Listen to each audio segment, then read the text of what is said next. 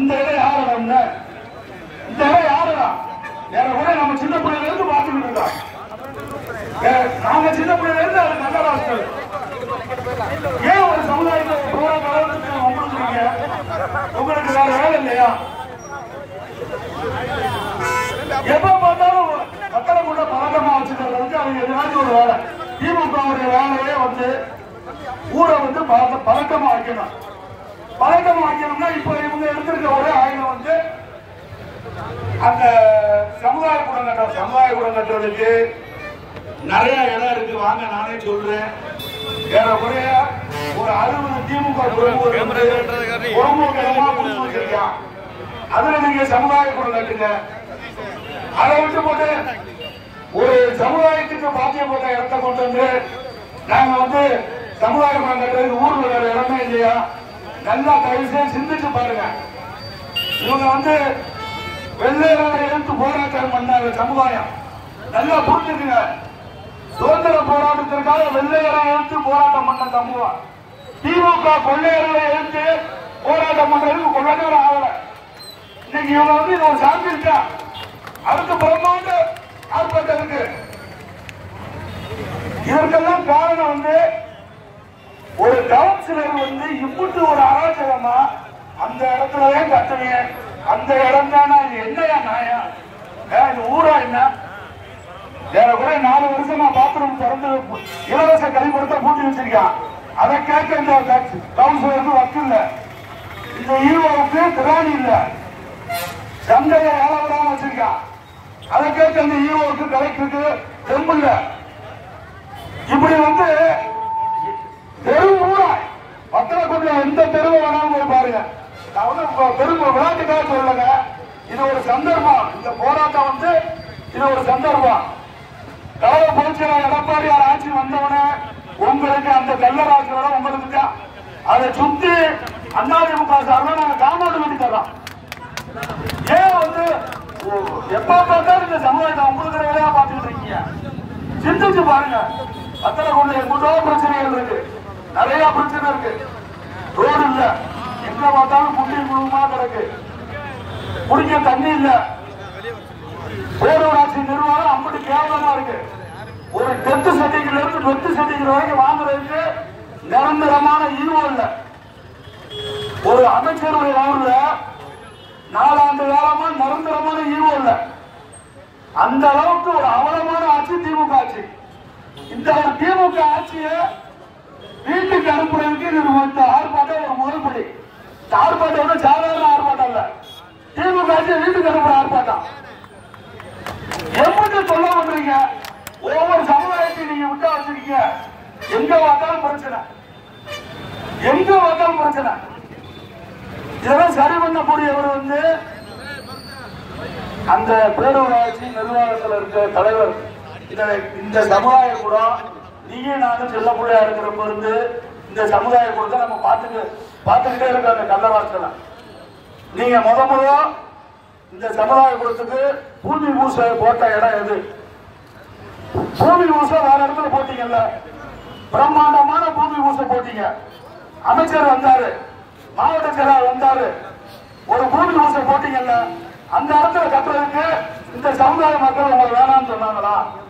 பூமி பூச போட்ட இடத்துல கட்டிட்டு போயா உன்னையாரு வேணாம்னா?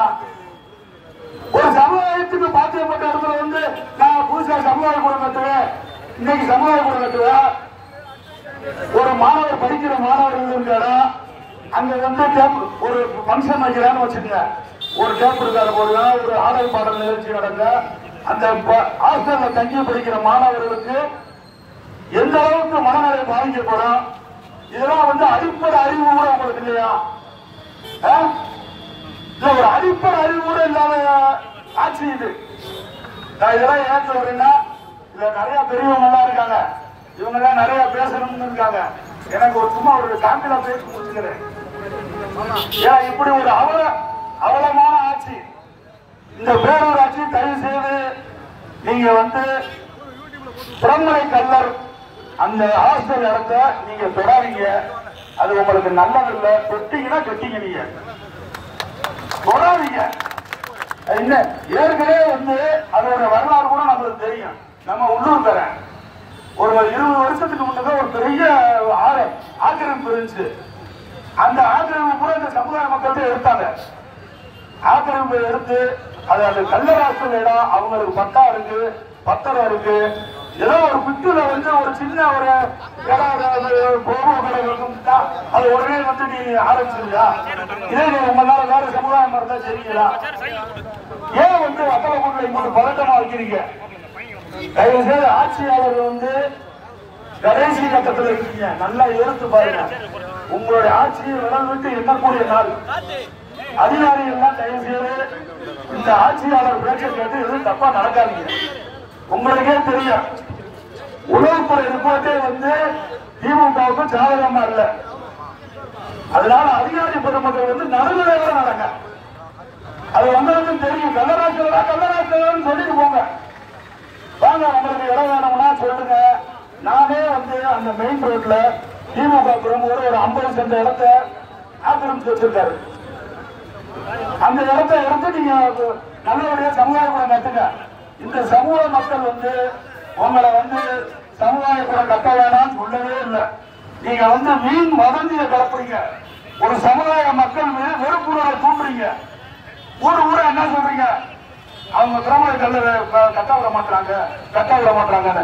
தயவு செய்து புரிஞ்சுக்கங்க. அவங்க வந்து சமுதாய கூட கட்ட வேணாம்னு சொல்லல. சமுதாய கூடத்தை கட்டுங்க. நீங்க பூமி பூச பார்த்த இடத்துல கட்டுங்க.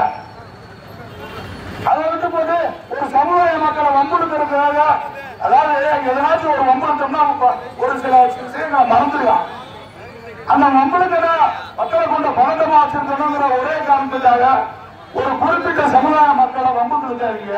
இது நல்ல விஷயம் இல்லை. நாங்க என்னைக்குமே அதிமுக அனைத்து தரப்பட்ட மக்களுக்கான கட்சி. அதிமுக பொறுத்தவரை எந்த மக்கள் பாதிக்கப்பட்டாலும் முதல் குரல் கொடுக்கிற கட்சி அதிமுக. புரட்சி தமிழர் எடப்பாடியார் தலைமையில் உள்ள அதிமுக எந்த தப்பு நடந்தாலும் தட்டி கேட்கும். பத்தலக்குள்ள அம்புட்டு அநியாயம் நடந்துகிட்டு இருக்கு. இந்த அநியாயத்தை பூரா அந்த ஊரக உள்ளாட்சித்துறை அமைச்சரும் பார்த்துக்கிட்டு இருக்காரு. அவர் கூட்டு ஒரு நிமிஷம் ஏப்பா, அவருக்கே தெரியும்ல அந்த இடம் கல்லராசரிடம் தெரியுமா தெரியாதா? அவர் வந்து வெளியிருப்பாரு இல்ல. நம்ம வத்தல கூட்டுக்காரு, நம்மளுக்கு தெரியாதுதான். கல்லராசரிடம் சொல்லிட்டு வேலையை முடிச்சுட்டு போயிட வேண்டியான உங்களை மீறி அந்த கவுன்சிலர் நடந்துருவானா? இல்ல கவுன்சிலருக்கு அம்புட்டு அதிகாரமா? அவன் என்னமோ பெரிய பாவம் புதுசா நம்ம அருமையான வேட்பாளர் போட்டோம்ங்க அந்த வார்டுல. உங்க சமூக மக்கள் கூட ஓட்டு போடல. ஓட்டு போடுறீங்கன்னா இந்த பிரச்சனை கூட உங்களுக்கு வந்திருக்காரு.